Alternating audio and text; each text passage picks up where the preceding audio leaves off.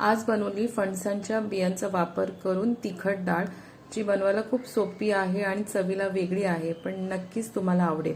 तर कशी बनवायची ती पाहूया।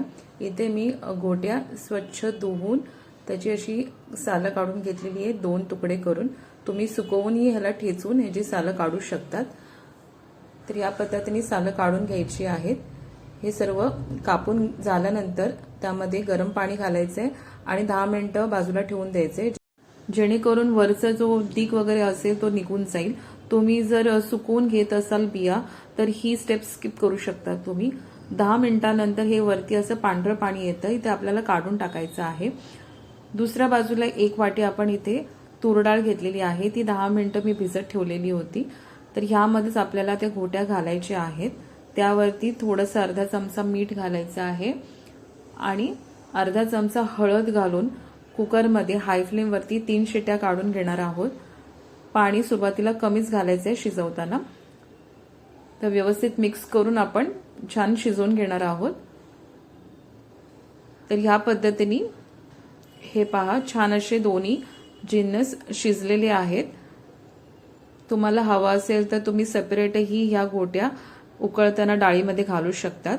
आता फोडणीसाठी इथे आपण 3 चमचे तेल घेतलेलं आहे, यावरती 1 चमचा मोहरी घातलेली आहे, नंतर 1 चमचा जिरे, 7 ते 8 लसूण पाकळ्या बारीक चिरून घातलेल्या आहेत, 2 हिरव्या मिरच्या घातल्या आहेत आणि 7 ते 8 कढीपत्त्याची पानं मोडून अशी घातलेली आहेत। यामध्ये 1 मोठा आकाराचा कांदा, थोडीशी कोथिंबीर घालून छान परतून घ्यायचे लालसर होईपर्यंत। छान कांदा भाजला की यावरती 1 मोठ्या आकाराचा टोमॅटो घालायचा आहे, पटकन शिजण्यासाठी मीठ घालून परतून घ्यायचं आहे। टोमॅटो छान शिजला, मऊ झाला की ह्यावरती आपण सुके मसाले घालणार आहोत। तर सुरुवातीला अर्धा चमचा हळद, 1 चमचा लाल तिखट, हे व्यवस्थित मिक्स करणार आहोत। तुम्हाला हवं असेल तर इथे तुम्ही 1 चमचा गरम मसालाही घालू शकतात।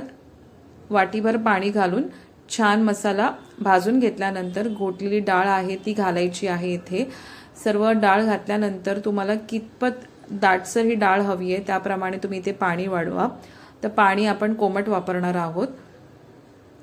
तर छान अशी दाटसर आपल्याला डाळ करायची, नेहमीपेक्षा व्यवस्थित मिक्स करून घ्यायचं आहे आणि इथे चवीनुसार आपल्याला मीठ घालायचं डाळीमध्ये।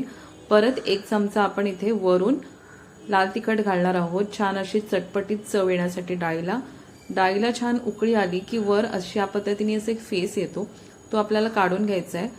ह्याने युरिक ॲसिड वाढू शकतं, त्यामुळे आई नेहमी अशा पद्धतीने उकळी आली की वरवरचं जी फेस आहे ते बाजूनी काढून घ्यायची। तर छान उकळी आल्यानंतर आपण ह्यामध्ये भरपूर अशी कोथिंबीर घालणार आहोत। ही डाळ नेहमीपेक्षा वेगळी लागते, पण खूप छान लागते आणि ही जर बनवली डाळ तर कुठलीही भाजीची गरज भासत नाही, इतकी छान लागते। तर जोपर्यंत सीझन आहे फणसाचा तोपर्यंत त्या घोट्या जवळ ठेवा, ते फेकून न देता अशा पद्धतीने डाळ बनवून खा।